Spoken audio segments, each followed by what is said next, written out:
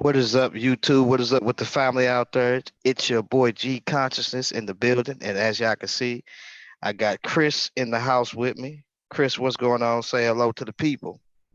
How's everyone doing tonight? I don't know if you guys could actually respond to me, so I don't know if there's a little chat or something, but it's a beautiful night and I'm happy to be here. All right, cool. So what I'm gonna do is, Chris, I'm gonna send you this information, and we're gonna get started here shortly. I'm gonna share the link to a couple of groups. Chris said he's open to where if you guys want to ask any questions or either come in, you guys could definitely do so. Keep it respectful. If you get disrespectful, you already know that my hand be right on the eject button. I get you out of there fast. And I don't hesitate with the eject button. But otherwise than that, just a casual, cool night. It's Friday. It's Friday, right? Because I'm a truck driver. Sometimes I forget the days. So it is, let's see. Okay, I'm gonna send this link to you real quick, Chris. That way you I can. grabbed your streaming one off of, you had a live streaming link straight in your Zoom meeting. Oh, okay. So I got that. I posted that, and we'll see if there's anyone still up. It's kind of late for most people. Okay, yeah, yeah. So yeah, I'm not computer literate at all, so so I don't be knowing a lot of that stuff. But yeah, so last time we dealt with we had some technical difficulties last time, but we back and we kind of was given you was given, going in about open theism and so if you can really start off, and just tell people about what is open theism and do your thing. So what is open theism? Fortuitously, I got the God is Open splash page pulled up, and it says, what is open theism? And that's the whole splash page just describing it. And the single statement that you could kind of turn to is open theism is the Christian doctrine that the future is not closed but open because God is alive, eternally free, and exhaustively creative. God can create. God can do things, which is contrary to classical theism, where God lives maybe in an eternal now, or he has all things created from all eternity in his mind. He can't create a new song. He can't write, compose, and then sing a new song in classical theism. Open theism is the astounding idea that God can do things, right? God has innovation and creativity. Fundamentally, this is about who God is. Norman Geisler, in his book Made in or Created in the Image of God, he doesn't actually talk about what that means, that statement means when mankind is made in the image of God. But what he does talk about is that God's eternally closed and God doesn't have new thoughts. Let's see here. And God can't create, and God doesn't have discursive thoughts, all these types of things. That's what he talks about. But he doesn't actually describe how mankind is made in the image of God. As his book title states, that we are created in the image of God, or making man in the image of God is the title of his book. So that's interesting. This is about God. Norman Geisler actually points that out in open theism. His big complaint about open theism is that it's fundamentally about the nature and character of God. It's not about man. It's not about the epistemology of if the future is open or not.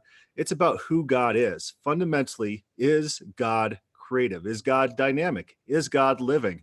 God is described as living throughout the Bible. God is the living God, as opposed to the stone idols who cannot change, they cannot see, they cannot smell, they cannot do things. They're dead and static. So that's the question that we might want to ask ourselves. Is the God of the Bible dynamic, living, able to compose a new song, or is he static, like Norman Geisler would describe in his book? All right, cool, cool, cool. Now, so I was looking at I think that you have a friend and his name is I think it's Strabo or what is it, Strabo or something? What is his name? Joe Sabo? Joe Sabo, Sabo? Sabo, Sabo. You guys did a response to open guy who says why I'm not an open theist, I believe. Can you kind of go over some of those things because the proof text that the guy was given, you guys did an excellent job of really going over some of those texts, and I think that everybody always mentions the Isaiah 46 and 10 one, and a couple of other texts as their proof texts. You want to go over some of those things a little bit? Yeah, absolutely. In that article, Joe Sabo actually pointed out that it's written by two different people. And it was confirmed after the fact that that is the case. Two different people wrote it. One person wrote philosophical objections. Another person wrote biblical objections. And so I care more about the biblical objections, but the philosophical objections can be answered as well. But the Isaiah passage is really interesting. I just had a debate about Isaiah 40 through 48, which is the first half of Deutero-Isaiah. If you're not familiar with that term, Deutero-Isaiah, it's the part of Isaiah from chapter 40 to chapter 55, in which scholars state that this is not actually Isaiah writing. If you look at the context, I think it's pretty clear that's the case, that this is a prophet in the school of Isaiah, and so it's included in the book of Isaiah. It's written to exiled Babylon, or exiled Israel in Babylon, and the point of it is to beg and plead and try to convince Israel to follow God. And how does one do that? How do you convince a wayward people to worship you if you're an almighty God who can do anything? You can't be thwarted. You command hosts, armies of angels. How do you make wayward Israel worship you? He pleads with them. He puts himself on trial. He puts them in the judgment seat. He says, judge between me and these false idols. Judge my acts, the things I said that I was going to do. I did those things. And because I told you I was going to do those things before I did them, then you should know. You should know. You should be able to see this and then worship me as a result, because you know it's just not happenstance, because there's solid evidence I'm the one accomplishing these feats. So Deutero-Isaiah is really God's internal struggles. You see it, his frustration throughout the text, where he really, really wants to reach these people. He wants them to worship him, and they just won't. And so he has to resort to a trial case, to convince them. So think how that might work in classical theism. Oh, God knows all the future that ever happens. Or in Calvinism, God controls the most minute detail that's ever happened from all eternity. That doesn't really add up with what's actually happening in Isaiah, where God is begging and pleading and putting out different evidences that fail to convince the audience. By and large, Israel rejects God, and Isaiah is God's attempt to reach them. So his attempts are continually thwarted, as evident in the text. There are specific texts that talk about God's frustration in reaching them. He says, oh, if you only had listened to me, you would have been in a lot better position now. And he can't contemplate why they wouldn't accept him. Isaiah 5, in the parable of the vineyard, he says, what more could I have done for you that I have not done? It's like, why won't you worship me? So he says, this is what I'm going to do. I'm going to punish you. I'm going to throw you into Babylonian exile. I'm going to tear you down. And then that itself failed on top of that. So God's continual attempts to reach mankind have resulted in failure time and time again. And he is frustrated. He says he is wearied. He is wearied by Israel in Deutero-Isaiah. So think about that. A God who can be wearied, a God who can act in anger, who can be sparked to anger and lash out, who could hold back his anger. So he talks about struggling with his internal emotions and holding back and waiting for the right time. It talks about him screaming forth like a pregnant woman in labor. There was a moment of silence where he's waiting, and then he lashes forth and fulfills his anger. God's ability to act in accordance with his emotions is a very crucial part of the biblical narrative. There's individuals such as Jeremiah that says, don't punish me in your anger. Just cool off a little bit. Cool off, God.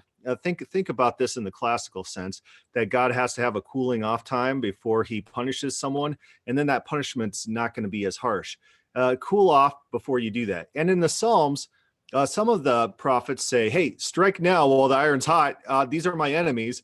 Don't wait for yourself to cool down. Kill them now while you're angry. So God's actions are based on his current emotional state throughout these texts. And these texts, this Isaiah text, one of the reasons I wanted to do this debate that I did on Deutero-Isaiah is because this is their go-to text. This is the text that they think proves all their negative attributes, that God knows all things from all eternity, or God controls all things.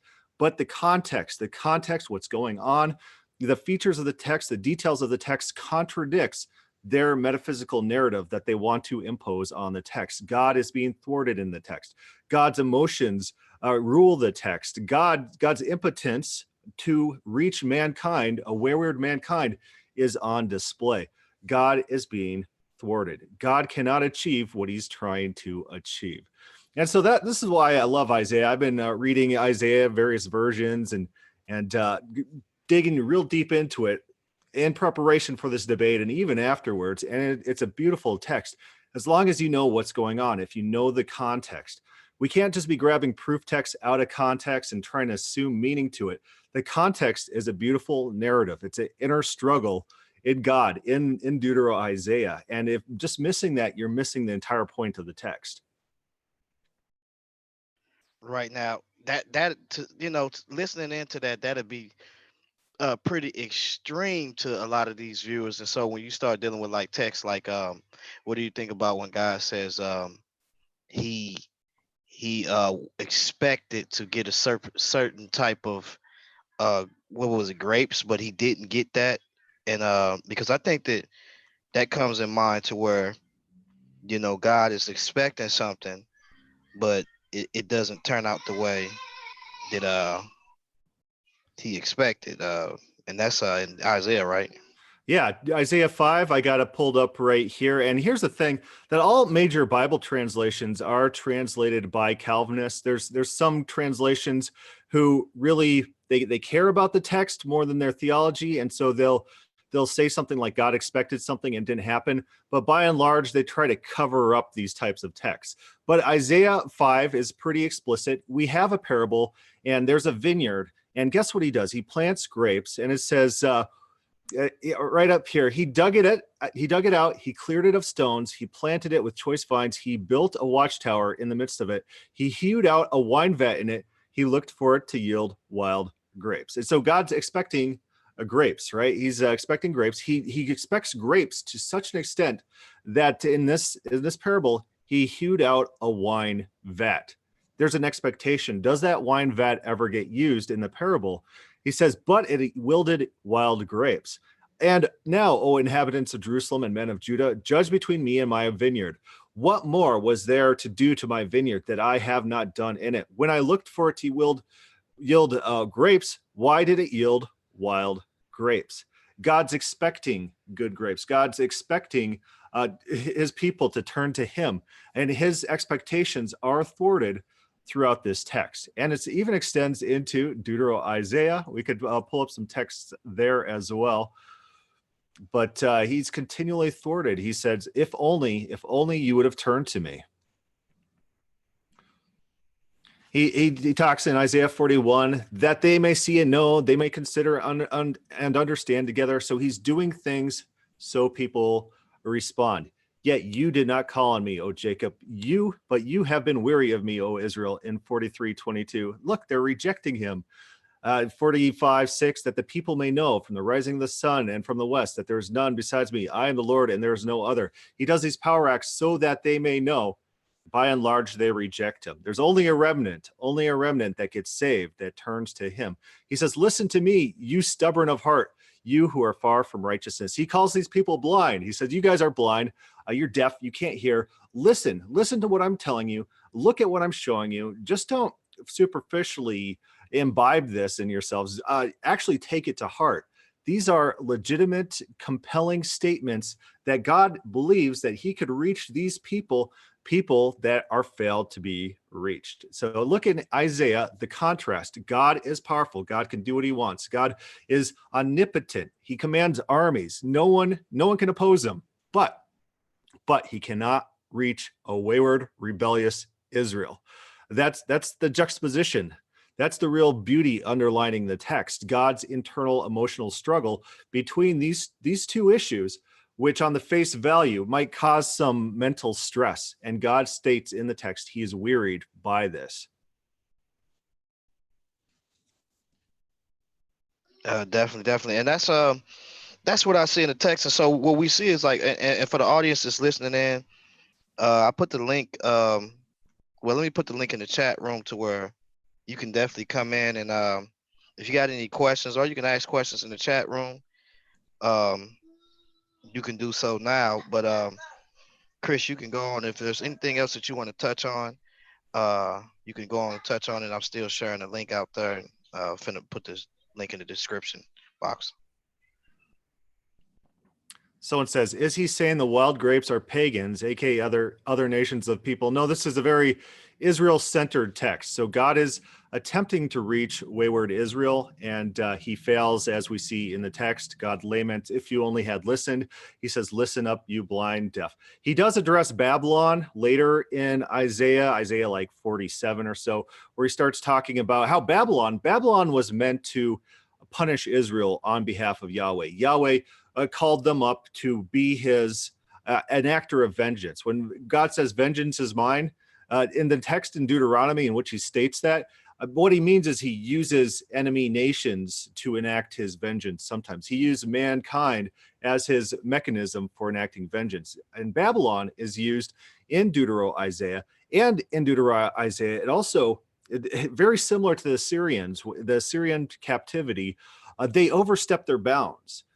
God talks about how he called them to use them as a tool, Babylon, but then they went over and beyond what their call was to do. So God's being thwarted even in his attempts to reprove and punish Israel. And then he has to punish Babylon as a result. The Assyrians also overstepped their bounds. God punishes them as a result. So it's not like God's controlling every atom that ever happens in the Bible, every little wiggle of the finger, every single person who does any sort of action.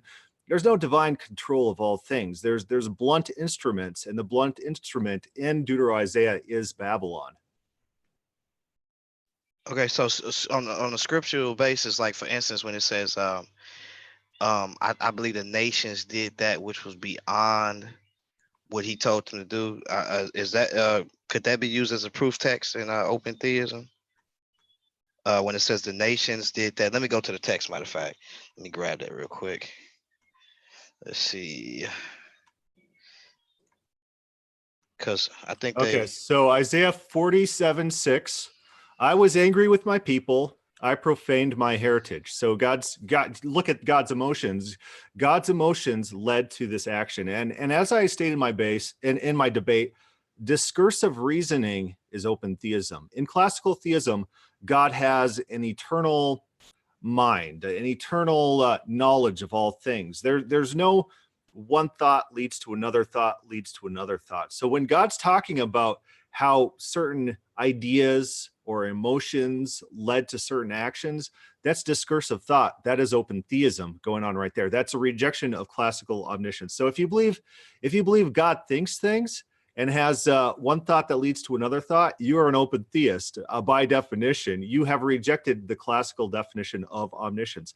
But God's anger leads him to profaning his heritage, which is Israel. I gave them into your hand. This is Babylon. You showed them no mercy. On the aged, you made your yoke exceedingly heavy. So they overstepped their bounds. You said, I shall be mistress forever. And then they become arrogant, is what happens in verse 7, so that you did not lay these things to heart or remember their end. Look at that. They're violating what God would have rather had them do. So they're overstepping their bounds. Definitely Calvinism is not happening in this text. And a lot of open theist themes we're seeing as God's emotions. God has emotions. God uses those emotions to guide his actions. God acts on emotions. And then the discursive thought is going on here as well. All open theistic concepts. If you believe God has discursive thought, you're an open theist. Right. I see we got pixels of light in the building. Pixels of light. If you would like to come in, you definitely can do so. I'm about to put the link in the chat room. I put it in the God is Open page on Facebook. So also, if you want to reach Christopher Fisher on Facebook, you go to God is Open. Put it in the search link, and you can find him there. The search bar, you can find him there. Also, he's always active in the group, as well as other open theists. And we got what is it, Will Duffy? Will Duffy, he participated in a debate like 2 weeks ago. It was a good debate too. Yeah, that was a good divorce. That was good right there. Both of them was pretty good. I watched yours. Yours was pretty good, definitely good. I wish it could have been a little bit longer because I was driving at the time, and I I'm was like, man, I surprised. It cut off super early. I was like, don't we get like another hour? So I feel there was some miscommunication that happened there. I was expecting maybe like a 2 to 3 hour debate. It was like an hour. yeah, when that cut off like that, I was like, well, okay, I got an hour in, but at the same time, I still had at least about 5 hours to drive, Yeah. so I would, but yeah, so definitely, man, some good information, and then um, what are some of the proof texts that you use, some of your favorite ones that, because you real big. I noticed that you're real big on language and keeping the text in this cultural context. What are some of the texts that you used, good proof texts showing without a shadow of a doubt that there's open theism, and this in this text. So we talked last time about Exodus 32. The beauty of that text, of course, just for a recap, is that it's pretty explicit what's going on there. Moses gives a cascading list of reasons why Yahweh shouldn't destroy his people. And then Yahweh is represented as listening to those reasons and reacting to those reasons. Not only that, the text says God repents, Yahweh repents, and then future commenters on that text in Psalms, in Ezekiel, and in Deuteronomy, all recounting this event, all say exactly what the face value says, that God repents. God repented because Moses changed his mind, and God repented due to the reasons given by Moses. Think about that. In classical omniscience, all facts are forever at the forefront of God's mind. And so there's no real point to presenting information for God's consideration because God has absolute consideration of all things instantaneously at all points of time. That's just not what's represented in the Bible. But let's turn to Genesis 6, which is a pretty classic case. There's a few features of Genesis 6 that a lot of people miss. They kind of skip over because there seems to be some sort of lack of attention to detail what's going on here. And so the world becomes wicked. We saw that the sons of God saw the daughters of man were attracted. They took wives. And we skip down to verse 5, Genesis 6:5. And the Lord saw the wickedness of man was great in the earth, and that every intention of the thoughts of his heart was only evil continually. So God is seeing. God's omniscience is visual. This doesn't have to be a visual metaphor because it's hard for us to, as moderns, to understand if metaphors are visual or conceptual. But God is seeing, which means he's acquiring information. It doesn't have to be line of sight. It doesn't have to be eyes. But the force of the metaphor is he's acquiring information by looking at the world. And so he sees the wickedness of man is great on earth, and that every intentions of the thoughts of his heart was only on evil continually. Discursive thought, this leads him to some sort of conclusion. And the Lord regretted, which is the word for repent. And repent just means a change of mind, a turning around. And the Lord regretted that he had made man on earth. So what is God regretting? Is God regretting, oh, maybe the people became evil? I regret that the people became evil. God, 2 times in the Bible, maybe 3, depending on how you read certain texts, 2 times in the Bible, God regrets his own actions. God's not repenting the people's actions. God's not regretting the people's actions.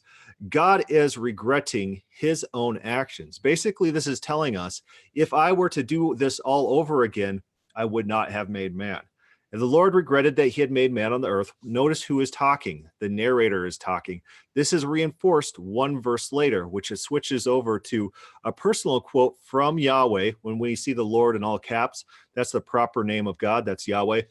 I will blot out man, whom I have created from the face of the land. Man, animals, creeping things. The animals and creeping things apparently are part of this bloodlust.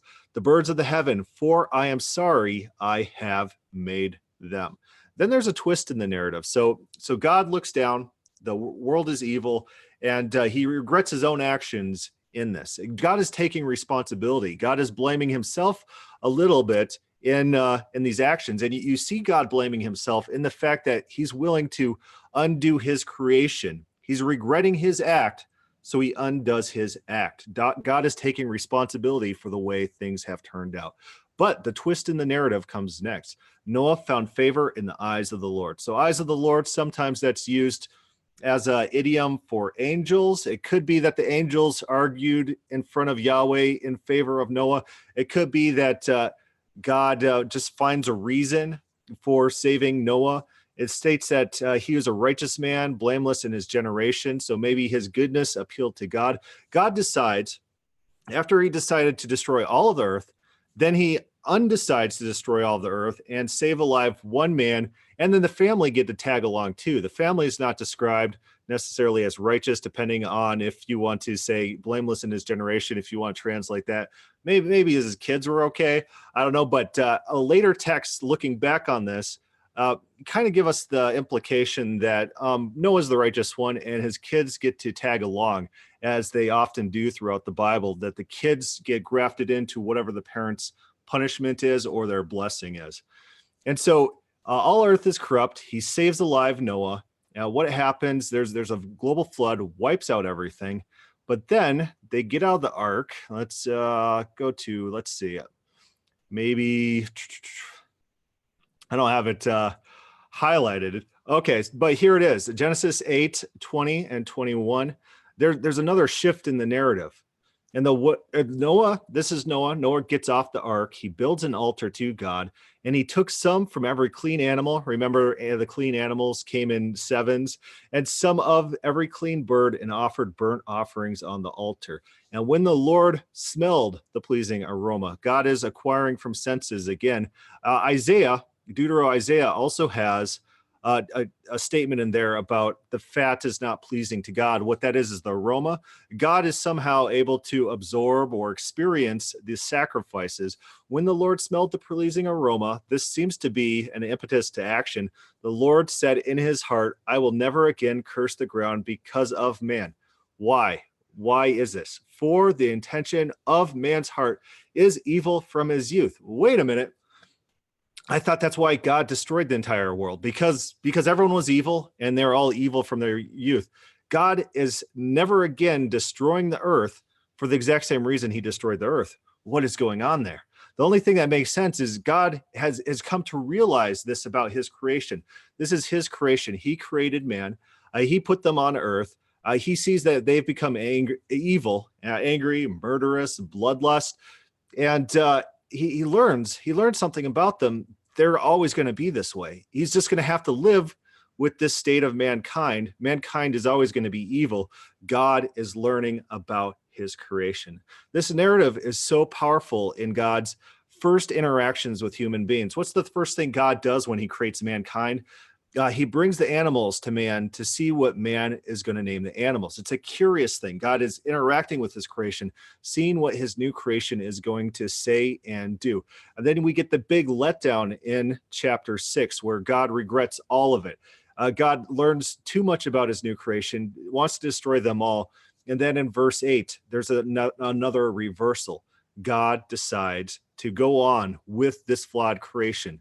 They're flawed, and he'll continue on with his creation, whom he created.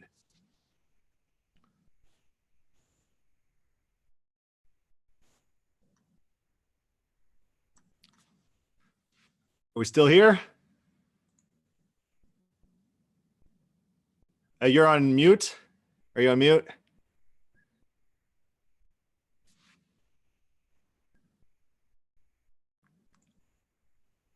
I think we lost you.